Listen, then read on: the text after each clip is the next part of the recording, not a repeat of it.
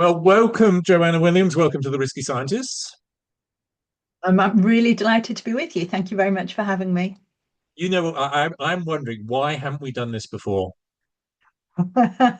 Well, maybe it won't be the first and last time. Hopefully, first of many to come. Yeah.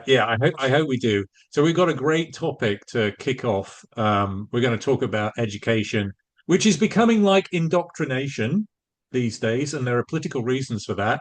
And you have stimulated this discussion because you have started to publicly serialize your upcoming book on progressive education. Joanna, what was the motivation for this upcoming book, which has a great title, by the way? Give us the title. So I'm calling it We Don't Need No Indoctrination Against the Politicization of Education. And I've got lots of reasons for writing this book based upon my own experience as a teacher and a university lecturer, but also as a mum.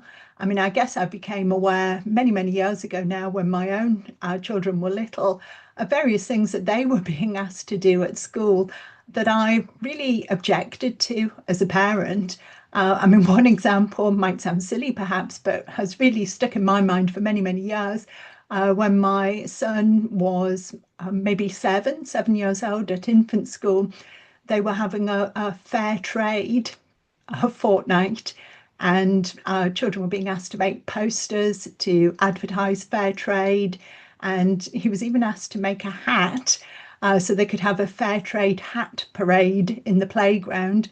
And I remember scrabbling around. I was working at the university at the time, looking for sachets of sugar that had the little fair trade symbol on them. So we could cut them open, tip away the sugar, and stick these little fair trade symbols on a hat so that he could wear it to school the next day. And it just struck me as really odd because my son had no clue what fair trade meant. Nobody was trying to talk to him about free trade or capitalism, which I agree would have been completely inappropriate for age 7. I mean, essentially, he'd been told that fair trade means happy farmers and free trade means sad farmers. And happy farmers were better than sad farmers. So they had to draw pictures of happy farmers and make hats to promote this idea. And there was me kind of exhausted after a long day at work, making this hat for a cause I didn't believe in. My son didn't understand. And the whole thing just seemed completely bizarre. Now, that was best part of 20 years ago. And I suppose I've been trying to work out ever since quite why we were in that position, that bizarre situation. And I think the more I've looked into it through my work as a researcher and an academic and my own experiences teaching, the more I've become aware that the goals of education have become really confused with a much broader political project. And I think that's truly disturbing. You might think about your upcoming book as sort of a sequel to academic freedom in an age of conformity. So, what what are you adding to the discourse with the new book, which builds on the previous book? Mhm. So I've been arguing for academic freedom for a long, long time. I think it's a very important principle, not just because it's better to have free speech than not to have free speech, but because academic freedom is actually the way in which we advance knowledge in universities. If somebody can put forward a truth claim and I have the freedom to challenge and put forward a better proposition, and they can then counter challenge me. And it's through that process of argument and debate that we create a marketplace of ideas and we're actually able to advance knowledge. So academic freedom, I think, is absolutely vital to universities, but also to society. And I guess lots of people, well, almost everybody I've ever met, pays lip service to academic freedom. You very rarely hear people say, oh no, I think free speech is a terrible idea. Most people say they agree with it. But lots of people then add on a but. They'll say, but not in this situation or not for this group of people. And I think in academia, it's very easy for people to identify external threats. I mean, Trump and Trump's regime are considered to be big threats to academic freedom that academics like to rally behind and claim is a huge threat to free speech, even in the UK, bizarrely enough. But I became more aware of threats to academic freedom that were coming from within universities themselves, of academics actually censoring each other or calling to censor each other, to silence other scholars whose views they disagreed with. And I think what that does is it suggests to students and to the public that there's a kind of academic consensus, that there's a dominant view that academics rally behind. And I think this emerges particularly in humanities and social science departments. And it suggests that there's one particular way of looking at the world, of understanding what's going on in society.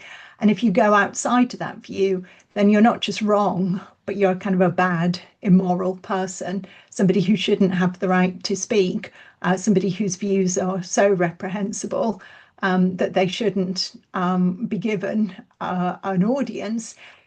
And I think that's how a very political narrative emerges in the social sciences and humanities faculties of our universities. And again, I think that's very disturbing for free speech, but again, for the advance of knowledge. If you take an example, say, popular example of recent years around gender, if we're not allowed to actually argue that biological sex is real and immutable, if we have to go along with the, I would call, rubbish ideology that gender is something which is all in our heads, then not only are we accepting something that is scientifically untrue, but we're accepting a very political position without having the freedom to actually challenge that view. And I think that's exactly what's happened in universities over the course of a number of decades now. Yeah. So you mentioned Trump, and there is actually a case of involving a British teacher and his teaching using videos of Trump supporters. So a case which I've reported on, and I've spoken with the teacher. The teacher is anonymous. He hasn't gone on public record. His case is a matter of public record because it's been championed by the Free Speech Union. I know a bit more about this case, having spoken with the teacher in person. This is a case where he taught a sixth form politics course by showing videos of both sides of the American election, the most recent American election in 2024. And some of those, the videos that generated disapproval or complaint from two students and then from the school were only the videos of the Republican side supporters of Donald Trump. So they weren't actually videos of Donald Trump. Some of the reporting says they were videos of Donald Trump, but they're actually videos of by his supporters. And it was only that side that generated complaint and ended up with him being flagged as a safeguarding risk to children. I think of the category of people you're getting bucketed with when you're accused of a safeguarding risk. And he was also flagged to the government's Prevent Counterterrorism program, and then he loses his job, and then he can't find another job. So he's being punished without any criminal conviction or even indictment. His career is ruined, and he's no longer a teacher. And this is political persecution. It seems, but I should say, like you, I have a son in education. So I guess your son is no longer in education. My son is still in school, and I experience this problem as a parent. Things being taught to him that clearly breach the non-political expectations in statute. My permission is not requested for some of the things that he's exposed to, including transgenderism. That was one of the complaints I made to his school, that there was transgender propaganda in his classroom when he was age 5. There was no consent, and there was no apology for that, although the propaganda was removed. So my impression as a parent and as a reporter on this is this is widespread. It's casual partisanship And that's a long way of leading up to a question of you. It's how prevalent is this sort of partisanship in British education? Well, I think it's incredibly prevalent because I think it appears in a number of different forms. I mean, to can bounce off your example about Trump that you've just been given, I guess the equivalent example in many UK schools right now is how they approach teaching children in politics classes. So this may even be older children, but about reform, for example.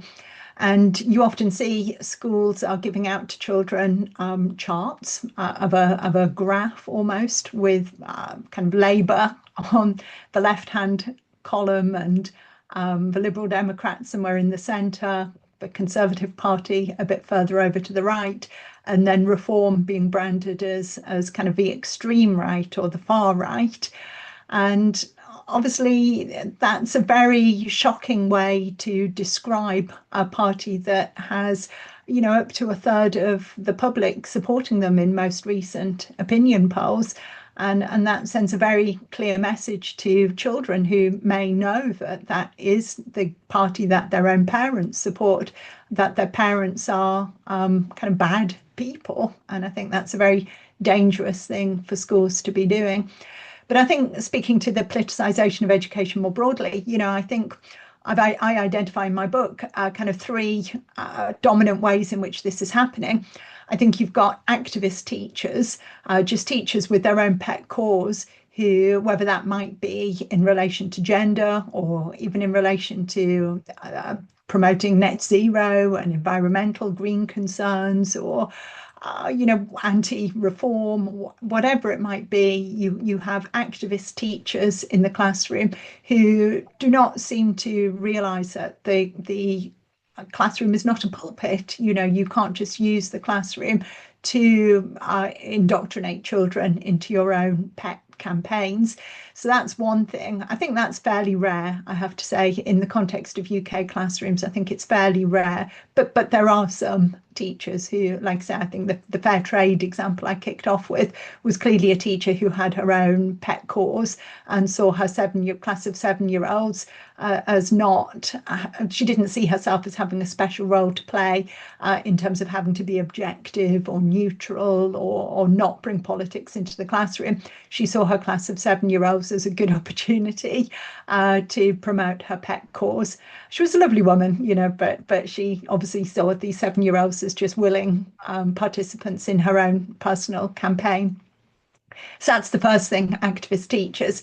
I think the second thing is schools are increasingly bringing subjects onto the school curriculum, onto the formal curriculum, which have no basis in kind of an academic discipline, no basis in a university subject. So I'm thinking of things like personal and social health education, relationships and sex education, citizenship education.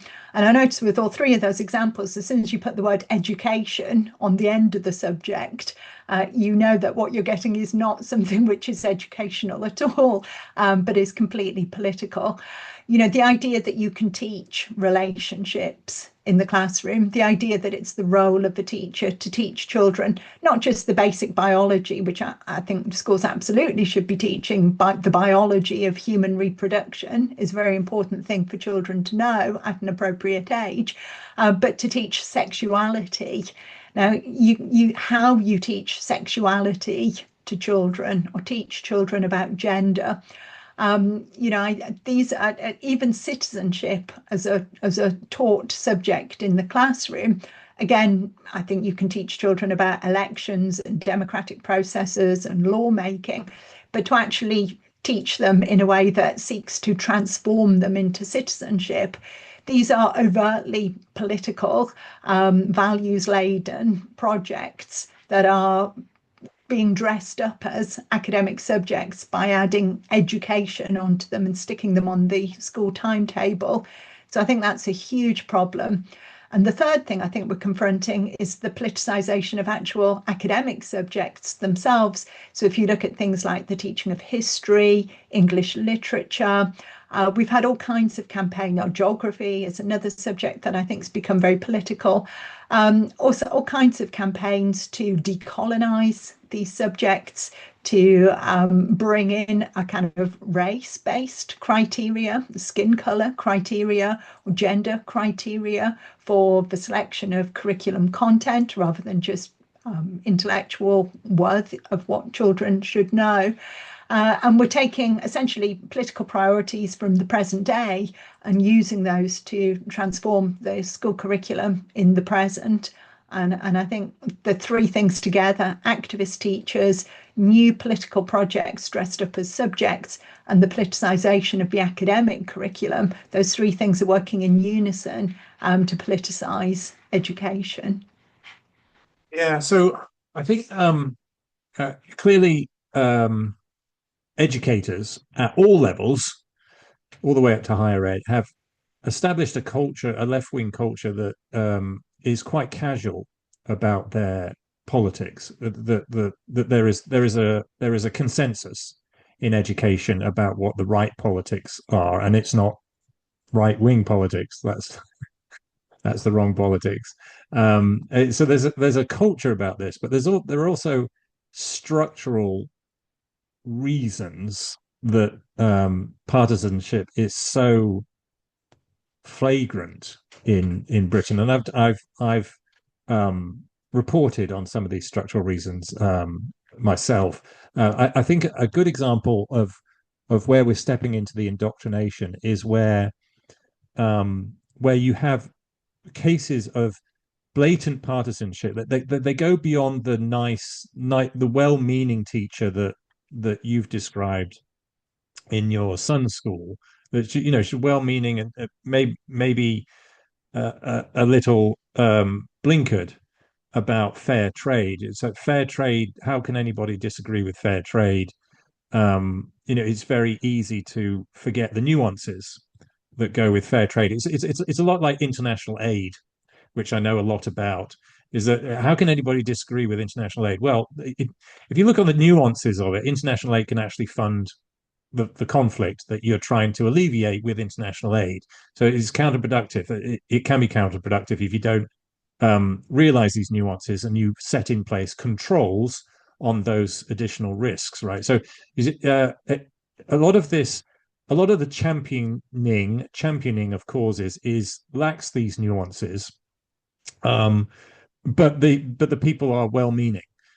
However, at the other end of the spectrum, there are people who are just blatantly partisan, and they know that they are being partisan, and they don't care, and their partisanship is often motivated by a lot of hate towards the other side. And ironically, these tend to be people who claim to be offering hope, not hate.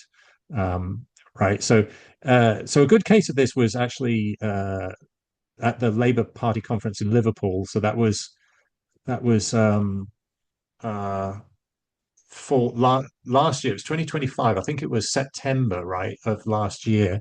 So a bunch of primary schools took their students to lobby attendees at the Labour Party conference at the behest of the National Education Union, which is partisan itself. And the teachers claimed that this was sort of just political engagement. It wasn't partisan, even though the students were at the behest of the teachers. They were lobbying about a particular policy on behalf of a partisan union at a partisan conference. It wasn't balanced. It wasn't as if they were going to observe the Labour Party conference and then go observe the Conservative Party conference and do a compare and contrast essay or something. This was blatantly partisan. So that I think is that's beyond just well-meaning. That is that is biased, and you've already given the example of the school system that was teaching it was a train the trainer conference, right? So the school system, it was a trust, an educational trust, was teaching their teachers uh, that that reform is far right, and pretty much anything to the right of the Labour Party is far right. That is a very partisan, unbalanced way of of of teaching British politics. So I've got some ideas about the legal and structural reasons for this. Uh, what's your explanation for how flagrant or liberated educators feel in pushing partisan policies and preferred parties on children? No, I think you're absolutely right. And that example from Liverpool is completely shocking. I mean, I think perhaps make two suggestions as to how teachers justify this to themselves. I mean, the first to point out is, this is clearly a minority of teachers, thank goodness. But this is clearly a very, very small minority of teachers who are taking children down to engage in those kind of activities. But how they justify it, I think when you only speak to people who share your view, then you come to see your view as being normal and not in any way extreme. And various surveys have charted how, over the course of many decades, both universities and schools, lecturers and teachers have become far more left wing, to the left of the population as a whole, but also far less diverse in their views. So if you go back, maybe 70, 80 years, you would actually find still a minority, but a sizable proportion of conservatives, particularly in schools, but also in universities as well. And over many decades, that group has really narrowed. So I guess I'm saying, if you're a school teacher and you're sitting in the staff room mouthing off about what you think about a particular Labour Party policy, and everybody agrees with you and nobody challenges your view, you no longer see that as being a wacky opinion or an extreme opinion. You come to see this as simply common sense. Everybody agrees with me. This must be common sense. There's clearly nothing wrong with taking children down to engage in activity in this way. So that's the first thing I'd say. The second point I'd make is, I think a group of teachers, and again university lecturers, have been taught through their own training, their own knowledge of education, to see education as being an inherently political project in and of itself, not one that confirms their view, but a right-wing project, a project which confirms white supremacy, you might say. So, for example, when I see lecturers talking about needing, or teachers talking about needing to decolonize the curriculum, I tend to roll my eyes and think they want to lower standards, remove classic texts from the curriculum and bring politics into the classroom. But I think from the teachers who are making these arguments, they see a curriculum that's comprised of Shakespeare and Dickens and Emily Bronte and Jane Austen as being a white supremacist. I mean, this is ridiculous. I think they're wrong, but from their point of view, I think that's how they see it, that the traditional curriculum is a conservative curriculum designed to inspire nationalist sentiment and celebrate white supremacy. So they see their political interventions as not being political interventions, but merely neutralizing the politics that they perceive as already existing in schools. Yeah, right. I mean, every time we talk about education, I keep thinking of the adage, the road to hell is paved with good intentions, but the road to indoctrination is paved with good intentioned education. I'm, there's probably a better way of saying that. But I mean, let's talk about the structural and legal uh, permissiveness for what's going on here. So clearly there is a particular political culture in education. you and I have both experienced it, and we're seeing it in our reporting. What I've also identified in my reporting is a structural and a legal permissiveness. So the structural permissiveness is it's rather like two-tier policing and two-tier justice. The local education authorities are just not paying attention to the blatant partisanship that they agree with, and they're cracking down on partisanship they don't agree with. That's how a teacher at Henley College gets labeled as a terrorist for showing videos of Trump supporters, but taking students to the Labour Party conference to lobby on behalf of a union that donates to the Labour Party. The local authority doesn't care. It rebuffs inquiries about it. I'm one of those people who tried to make inquiries to Liverpool about their opinion on what its schools within its district were doing, and it just doesn't care. So it's very similar to the two-tier policing problem. The police will enforce the laws on people that it disagrees with, and it will protect other people doing exactly the same activity, just with a different political motivation. So this is the structural problem. The local education authorities are just not intervening in the partisanship, which is part of the consensus they share. And then the statutory problem is the way the current government, but it's not just the current political administration, it's previous political administrations have got in the habit of issuing guidance on statutes which muddies up the definitions in the statutes so that the statutes become impossible to enforce. And this is very clear in the Education Act, where the Act says, I'm going to quote this part, the Act says that the local authority, governing body, and head teacher shall forbid A, the pursuit of partisan political activity by any of those registered pupils at a maintained school who are junior pupils, and B, the promotion of partisan political views. That seems very clear to me as a statutory matter. Schools should not be promoting partisan political views, which they all are, even if it's a sort of accidental, virtuous view on how can anybody disagree with fair trade.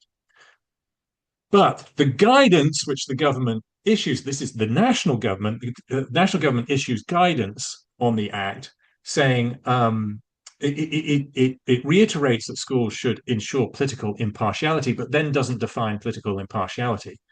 And as you and I know, as researchers, as academics, so anything you cannot define is worthless. So, but it seems to me politically convenient when governments do this. They issue concepts, or they water down concepts with adjectives that they don't define. So, I mean, you see this in other statutes where the guidance says there should be due attention to, due attention to. That's a sliding scale, and there's no definition of what undue attention would be relative to due attention. There are no illustrative cases.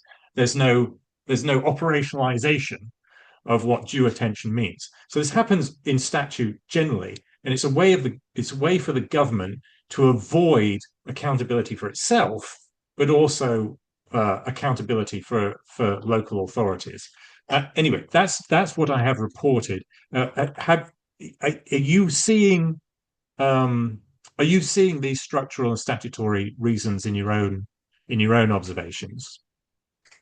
Yeah, no, I agree with what you're saying. I think it's very confused, and I think you're right. So perhaps conveniently confused picture. And you know, much as I'm incredibly frustrated at the politicization of education, in some ways you do have to feel sorry almost for teachers, because I think they are getting very, very mixed messages from government ministers.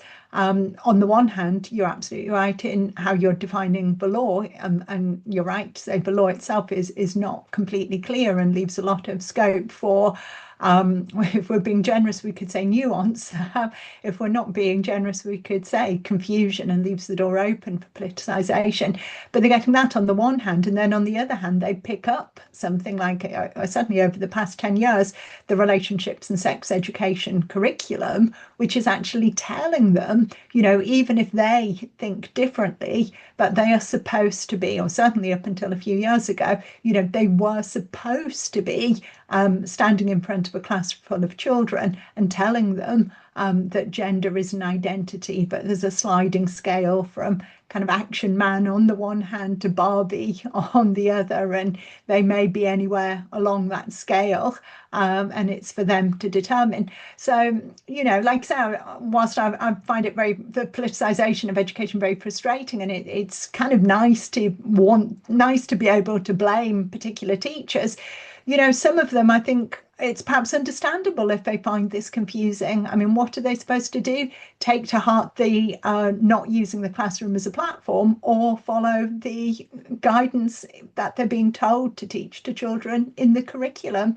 And obviously, none of this is to let teachers off the hook for engaging in stupid activities like taking children to a protest outside a party conference. Although even that, when you look at the citizenship curriculum, it talks a lot about encouraging children to be what we call active citizens, not to learn about citizenship in the classroom, but to actively engage in citizenship projects. And it was on that basis, again, it's a few years ago now, but you'll remember when Greta Thunberg was encouraging children to take Fridays off school to engage in strikes for the climate. And, lots of children then went to their teachers and their head teacher, and very dutifully, children are very, very good, asked permission to take the day off school. And some head teachers anyway, seemed all too happy to sign permission slips to allow children to take the day off school to join these protests, again under the guise of this meeting the criteria of active citizenship as something that they were trying to promote through the school curriculum. So that's a long-winded way of just saying that I think you're right to point to problems with the law, and I think it's even worse than you're suggesting. I think teachers are getting very, very mixed messages from all kinds of directions about what their role actually is. And ultimately that's the problem. If teachers had a very clear idea that their role is to transmit subject knowledge in the classroom, that their role is to get children reading and writing and being able to do maths, to know about literature and history and geography, science, maths, etc., there would be less room for this political agenda. But it's because teachers have been left confused about what their role is in relation to transmitting knowledge, that the door stays open for politics. Yeah, you're very fair, Joanna, and you're keeping me honest by pointing out that some teachers are left confused, or I suppose a better way to think about it is they're left with insufficient guidance about what is allowable or appropriate and what is Well, I not. think, sorry to interrupt. It's not so much that it's insufficient guidance, but conflicting Yeah, guidance. Like, say, yeah, they're being told, don't be partisan, and then they're being told, teach children that gender is on a spectrum, and you have to have yeah, think of your own gender identity. Now, as far as I'm concerned, that is an incredibly, well, scientifically bullshit and partisan view. So on the one hand, don't be partisan. On the other hand, be partisan. How on earth do you make sense of that if you're a classroom teacher? I can't make sense of it. yeah. It's you're being told to do two things which are completely contradictory at the same time. Yeah, yeah, you're very fair, and thank you for you keep reminding us that teachers are often placed in an impossible position, even when they're trying to be fair to their students. Yes, I totally take that point. No, you mentioned active citizenship. This. You're right. This is where a contradiction is introduced, where uh, a teacher can feel torn between being non-partisan, but also engaging their students in politics. And that is a problem at all levels of education. I face that problem as a political scientist, where talking about current politics, I was always mindful that I had to find a scandal from both parties, right? If you were going to you couldn't pick on one party to illustrate constitutional breaches or something. You had to find a case from the other party just to balance it out, right? So that was my simple solution to that. Now, active citizenship reminds me of another way that politics gets smuggled into British education, and that's British values. And I know this as a parent governor, where, to my surprise, I discovered that schools were using British values to teach the opposite of what they were supposed to be teaching. So a great example of this, which is not any school that I've been involved in, but you remember last summer, 2025, I think I'm right on the dating, where a schoolgirl was sent home on British Cultures Day when she World showed up in a Culture Day. Union Jack. World Cultures Day, that's right. She showed up in a Union Jack dress at a British school. She's a British citizen, and that was not an allowable culture on World Cultures Day.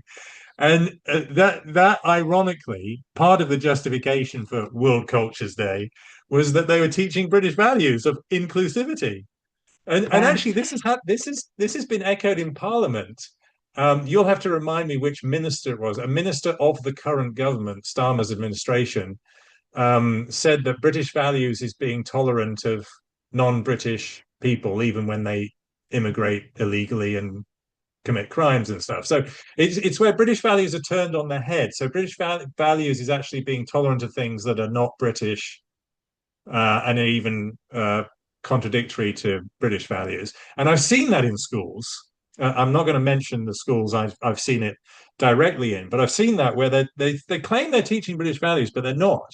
And they say it's inclusivity and tolerance, and we're going to have Polish Day, and we're going to have African Caribbean Day, and we're never going to have British Britain Day, or is there a school that please, if there's a teacher who has ever taught Britain Day in the last 10 years, I'd love to hear about it. But British values, that's I'm just giving that as an example of where there's a statutory No, requirement to teach British values, yeah. and yet this is also where teachers smuggle in policy biases and political biases. Oh, absolutely. And you see how other legislation like the Equality Act, and the statutory duty that the Equality Act places on schools is also used in this way as well, to introduce anti-racist education, which of course we all know doesn't mean not being racist, but it means teaching children about their white privilege and to be kind of actively anti-racist, to see race basically, so that they can then claim to be anti-racist. We see how all of these things then come together, again, often through the vehicle of active citizenship. There have been a few examples of schools, particularly in Wales, where citizenship has turned to the issue of migration. And again, there's no room for balance in the classroom when it comes to this issue. I think personally, it's not unreasonable for people to conclude that suddenly having too many, or above a certain number of migrants as a sudden influx into their community, that they might question that they might think that this brings perhaps dangers or risks with it, that children in school might be aware that their parents are concerned about changes in local demographics. But the way this is posed to children is often in terms of the importance of welcoming migrants, and exercises that have taken place, getting children to write letters welcoming migrants. This is in a school in Northern Ireland, or in Wales, make videos advising migrants of the services that might be available to them in the local area. And this is done under the kind of diversity is our strength, we're an anti-racist school mantra. But it's, again, I would argue, a very overt form of politicization, which, you could look at different things, the non-partisan policy conflicting with the statutory duties in relation to the Equalities Act policy, an anti-racist policy conflicting with a kind of position of political neutrality policy. But I mean, what's interesting is when these policies conflict, as you pointed out, it's often the kind of political message that wins out in the end. And I think this creates all kinds of ruptures between schools and home, and it destroys education as an important project in its own right. Yeah. So look, let's quickly talk about safeguarding, because this seems to be a very worrying and dispiriting development in education, where the safeguarding of children, which was originally designed to safeguard children from abuse, both in the classroom and at home, safeguarding is being used to punish parents in particular, and sometimes teachers, for dissenting from what is being taught to their children in the classroom. Just to circle back to the teacher from Henley College, who was referred to prevent because he showed videos of Trump supporters, he was also flagged as a safeguarding concern because two students felt unsafe that he showed them videos of Donald Trump. And Donald Trump's such a bad person that the videos made them feel unsafe. This is the story I heard in person. So safeguarding was used to punish that teacher. He is not the only example. So another case I've reported on, and I'm sure you've reported on it too. Just in November, a teacher in London, he admonished some children for washing their feet in the sinks, and they happened to be Muslim. And one of the children said this was justified as a ritual before prayer. The teacher said this is not a faith school, and anyway, Britain is a Christian state. The children, actually, a parent governor complained, and he was referred to a safeguarding officer.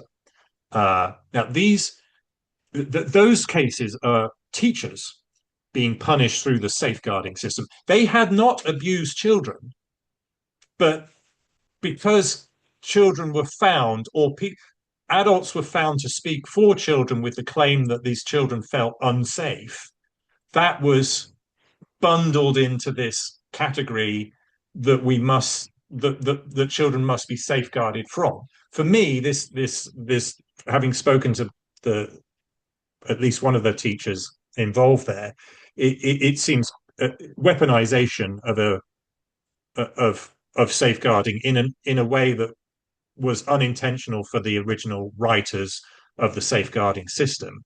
But it's not just teachers, because parents will get labeled as safeguarding risk if they complain about the teaching of their children. So parents, like one parent was arrested when he went to complain to a school near Manchester. Help me if I get this wrong. It was Trafford, right? That's right. It was Trafford, because I spoke that this is another school I tried to get comment from, and they wouldn't speak to me. Actually, that school actually hung up on me when I tried to get their side of this version. But we have a police report where the school called the police when a father, it was a father, showed up at the school to complain when his child came home saying that he was being taught that British flags are racist because British flags are being flown by racists outside asylum center hotels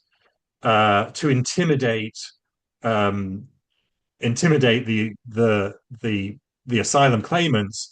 And these flag wearers were also using Nazi salutes and throwing racist slurs at the asylum claimants, according to the teacher. This is what the teacher told the children from her personal experience of being on the counter-protest side.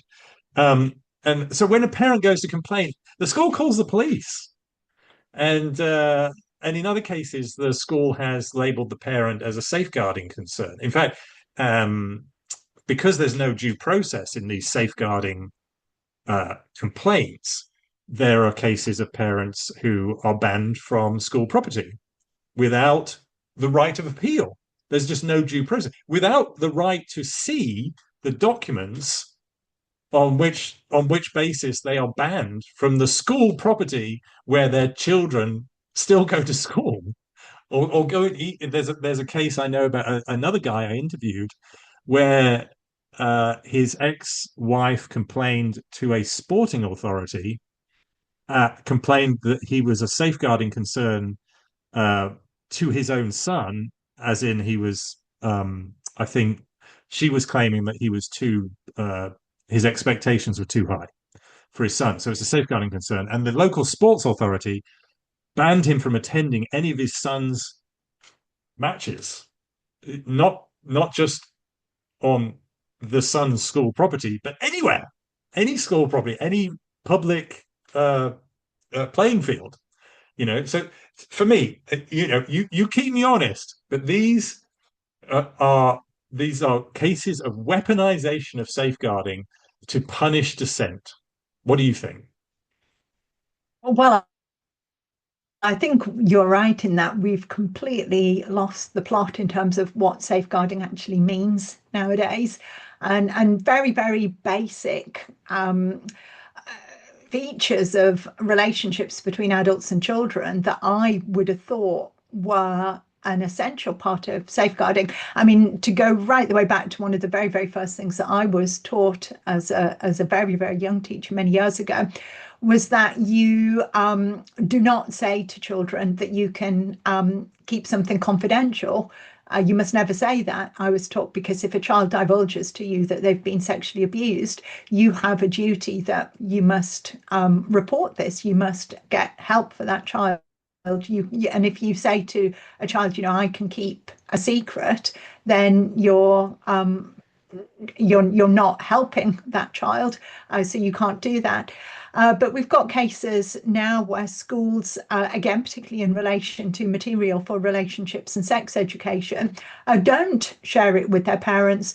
We've had keep it secret within the classroom what's being taught to children, which I think is shocking. We've had cases of schools in the recent past where children have been able to change their gender identity, take on new name, new pronouns at school without the parents knowing. Now, but these are ways of kind of colluding with children, if you like, against the parents, bringing children into almost a conspiracy of silence. Now, to me, if we're going to talk about safeguarding, that puts children at risk. I think we've also, I think the other thing that the points you're making speak to me is the sense that, again, something that I always took on board as a very young teacher, that I had a particular role to play in relation to children, i.e. to teach them. I was an English teacher, to teach them about English literature, but it was the parents who had the best interests of a child's welfare at heart. Parents love their children, for 99% of parents love their children, care about their children deeply, and they know their children better than I would ever know, seeing 25, 30 children at a time, 9 o'clock on a Monday morning to drag them through Lord of the Flies or To Kill a Mockingbird. Parents know their children, love their children, care about their children, have their children's best interests at heart, and teachers should not be colluding with children to keep secrets from their parents. Go back 20 years, those were all absolutely fundamental premises of the way safeguarding was understood. And I think that has gone nowadays. And I think we're left with a very, very confused picture of what safeguarding means, a very loose interpretation of safeguarding, which I actually think is not in the best interests of the child. I think it is not in the best interests of a child or a father or a family for a father to be told that he can't watch his child play in sporting matches. I think that's in no one's best interest whatsoever. And I think schools and teachers are really overstepping the mark if they think they can introduce such measures. They've got absolutely no right to interfere in family life in that way. I mean, it's not just schools, right? Schools, trusts, local authorities, they're all getting involved with it because the safeguarding officer is, as I understand it, an employee of the local authority. So there's a necessary involvement there. They're all colluding on this. I think we've got a nice segue here.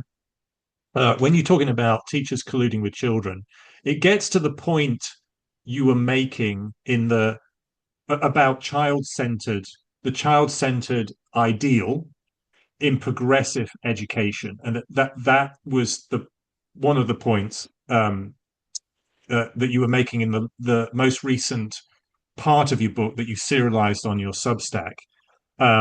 So and I've added in my repost of your Substack, I added that the child-centered ideal ends up being teacher-centered, right? So, but this collusion of child with teacher has the self-justification of being child-centered. It ends up in being teacher-centered because the teacher is actually what is the correct word? The correct psychological term would be it almost would be grooming. I'm not quite going there, but the teacher is directing the child in an inappropriate direction without the parents' knowledge.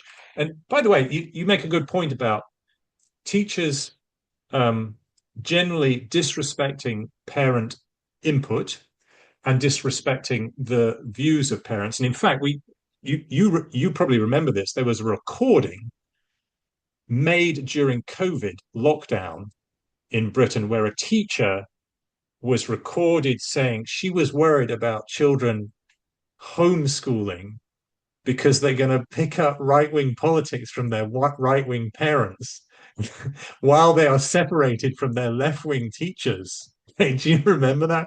I think that was in Manchester too. Mm-hmm.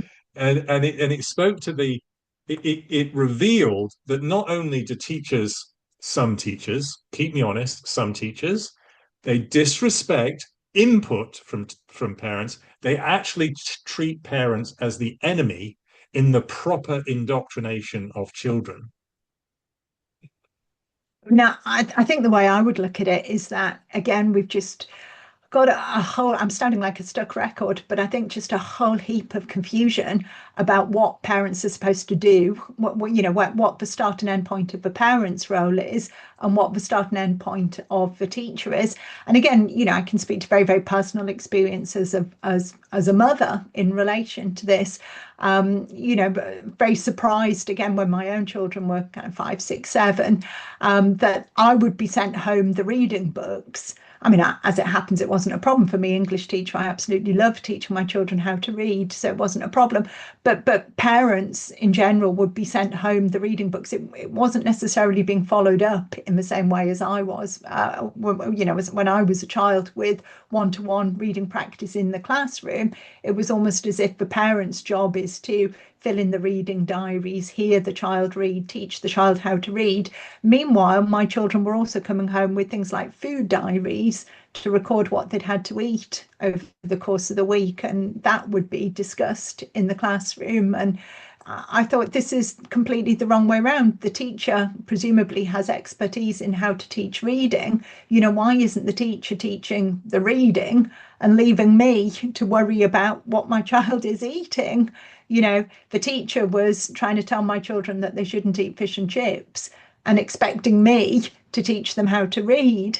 And I think that kind of confusion that's crept in, where teachers think their role is to kind of encourage healthy eating, encourage recycling, encourage being anti-racist, encourage thinking about your gender identity, and parents are supposed to pick up the education part of things, leaves these relationships far from clear cut, and I think that becomes a really, really big problem.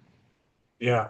Yeah, and we've got to talk about the American progressives who you've documented in your most recent Substack as articulating this child-centered education, which ends up being counterproductive. It ends up for all its ideal. There's nothing wrong with the ideal of being child-centered, but it does end up being teacher-centered.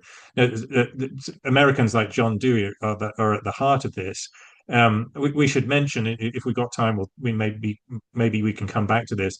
America, as you probably know, has had some very profound political disputes about education, where some educators and higher authorities, like the governor of Virginia, in 2022, and in his campaign for re-election, he said he didn't want parents involved in education. It was a very progressive administration, and there were, in the state of Virginia, there were lots of complaints, organized complaints from parents that they were being cut out. They were their normal rights of access to materials or comment on materials were not being respected. That governor was voted out, and there was a change of policy on that. Other states have seen this, and municipalities have seen this, where there have been explicit political contests about who has the primary role in the upbringing of a child. Is it the parent or the teacher? And some jurisdictions have legislated to clarify. It may be something that would be useful to clarify through statute in Britain. Maybe we can return to that. Let's talk about the progressive educators who you talk about in your Substack as articulating this child-centered approach. What is? I think of some of this as justified, and then it sort of goes down the road of good intentions to hell. What in your most recent Substack? What were you finding, or what were you communicating as findings in this historiography?